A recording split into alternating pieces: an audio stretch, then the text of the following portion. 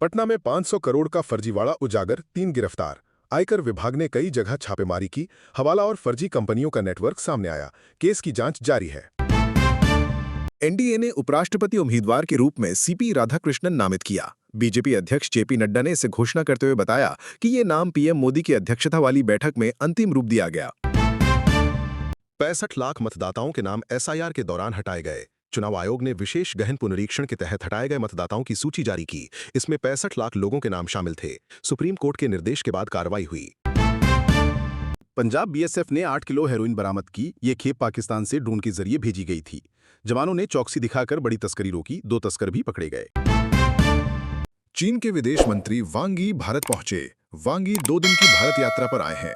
वे विदेश मंत्री एस जयशंकर और एनएसए अजीत डोभाल से अलग अलग मुलाकात करेंगे। सीमा, व्यापार और उड़ान सेवाओं जैसे विषयों पर बातचीत की जाएगी। पीएम से भी उनकी मुलाकात होने की संभावना है। जयपुर में प्रॉपर्टी विवाद पर गोलीबारी, 2 घायल। पुरानी रंजिश को लेकर 2 गुटों में झगड़ा हुआ। पुलिस ने मौके पर पहुंचकर हालात काबू में किए। आरोपियों की तलाश जारी है। दिल्ली एयरपोर्ट पर विदेशी यात्री से 40 लाख की सोने की तस्करी पकड़ी गई। कस्टम विभाग ने जांच के दौरान यात्री को रोका। सोना चॉकलेट पैकेट में छिपाकर लाया गया था। आरोपी को हिरासत में लिया गया। झारखंड में नक्सली मुठभेड़, 3 माओवादी ढेर। सुरक्षा बलों ने गढ़वा जंगल में अभियान चलाया। मुठभेड़ में भारी मात्रा में हथियार भी बरामद हुए। पुलिस ने कहा कि अभियान जारी रहेगा।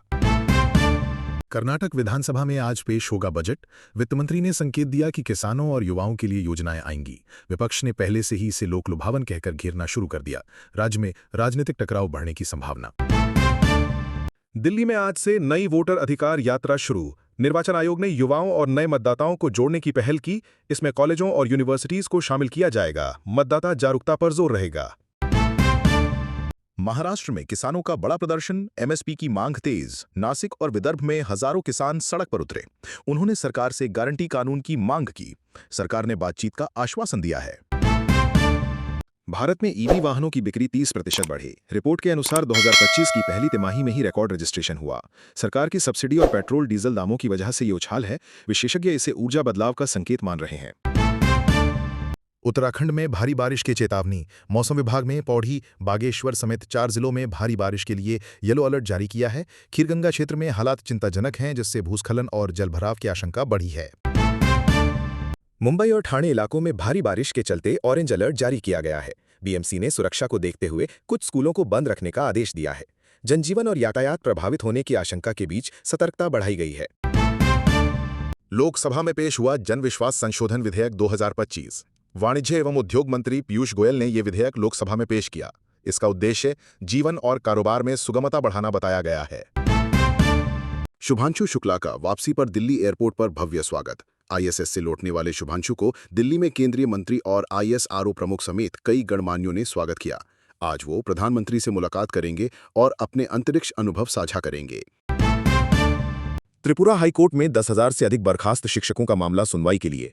ये मामला राज्य में शिक्षकों की बर्खास्तगी को लेकर संवैधानिक चुनौती है। हाईकोर्ट इस पर आज सुनवाई करेगा और निर्णय संभावित हो सकता है। शिवसेना ने निर्वाचन आयोग पर पक्षपात और अज्ञानता का आरोप लगाया।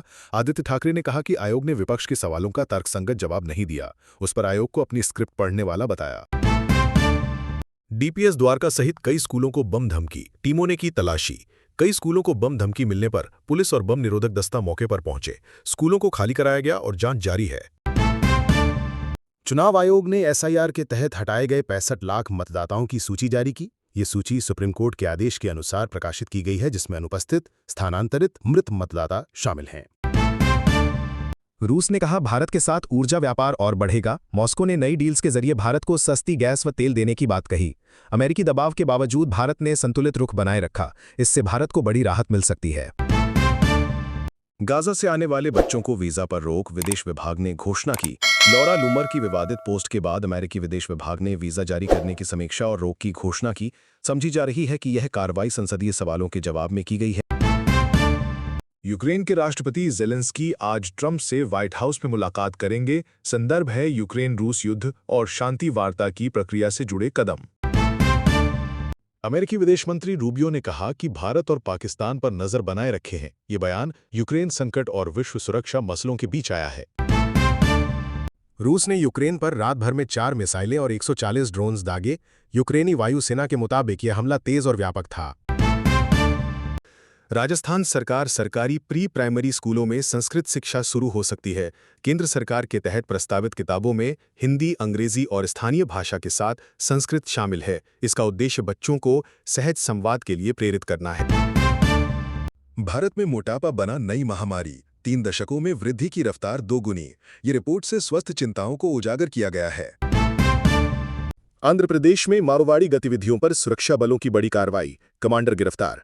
ये कार्रवाई राज्य में कानून व्यवस्था को मजबूत करने की दिशा में है। सीट का समीकरण। झाझा सीट पर पिछले 6 चुनावों में 5 बार जेडीयू विजयी। ये चुनावी विश्लेषण भविष्य की रणनीतियों में मदद करेगा। Air India flight AI 504 Kochi से दिल्ली उड़ान ठीक पहले रद्द। तकनीकी खराबी के कारण फ्लाइट को उड़ने से रोक दिया गया। यात्रियों को परेशानी झेलनी पड़ी। मध्य प्रदेश कांग्रेस में गतिरोध है। राहुल ने जिलाध्यक्षों को दिल्ली बुलाया। अराजकता और रणनीतिक पुनर्गठन के संकेत मिल रहे हैं। शिक्षिका की क्रूर हत्या, हरियाणा सरकार पर विपक्ष का निशाना। भिवानी में 19 वर्षीय शिक्षिका मनीषा की हत्या ने कानून व्यवस्था सवालों को बढ़ा दिया है। सरकार ने एसपी को हटाया और 5 कर्मियों को निलंबित किया। रोहतास, बेगूसराय, अरवल सहित कई स्थानों पर ESD सूची प्रदर्शित। यह निर्वाचन आयोग द्वारा सुप्रीम कोर्ट के आदेश के अनुसार किया गया है। राष्ट्रपति चुनाव के नामांकन में कांग्रेस के शशि थरूर ने शुभांशु शुक्ला की सराहना की। उन्होंने अंतरिक्ष यात्रा के लिए शुभांशु की पेशेवर उपलब्धियों की प्रशंसा की। चीन ने ताइवान के पास समुद्री सैन्य अभ्यास बढ़ाया। बीजिंग ने कहा कि यह अभ्यास क्षेत्रीय सुरक्षा के लिए आवश्यक है। ताइवान ने इसे धमकी बताते हुए जवाबी तैयारी तेज कर दी। अमेरिका ने स्थिति पर नजर रखने की घोषणा की। ईरान ने इजराइल पर हमले की चेतावनी दी। तेहरान ने कहा कि गाजा में हो रही हिंसा का बदला लिया जाएगा। संयुक्त राष्ट्र ने दोनों देशों से संयम बरतने की अपील की। तनाव से मध्य पूर्व में हालात और बिगड़ सकते हैं। पाकिस्तान में महंगाई दर 27% पर पहुंची, हाहाकार। रोजमर्रा की चीजें आम लोगों की पहुंच से बाहर हो गई हैं। विपक्ष ने सरकार को विफल ठहराया और विरोध प्रदर्शन शुरू किए। IMF से मदद पर चर्चा चल रही है। आज 18 जून 2025 को भारतीय सर्राफा बाजार में सोने और चांदी की कीमतों में उछाल देखा गया है। 24 कैरेट सोने की कीमत 99,018 रुपये प्रति 10 ग्राम है, जो एक बार फिर 1 लाख रुपये प्रति 10 ग्राम के करीब पहुंच गई है। चांदी की कीमत भी 1,10,000 रुपये प्रति किलो के आंकड़े को पार करने की ओर बढ़ रही है।